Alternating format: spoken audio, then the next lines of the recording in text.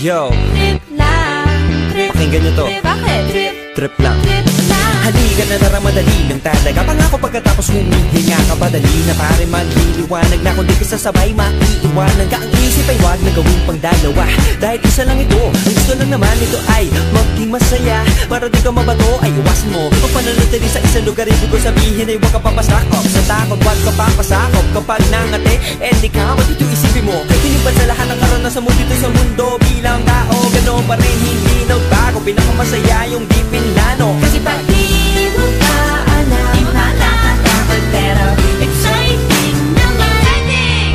Yeah! Sumabay lang sibat na ng bahala. Oras na subukan ang di pa nagagawa. Minsan lang kaya magpakaligaya. Mag-enjoy, magsaya, walang mawawala. Trip, trip, trip, trip lang.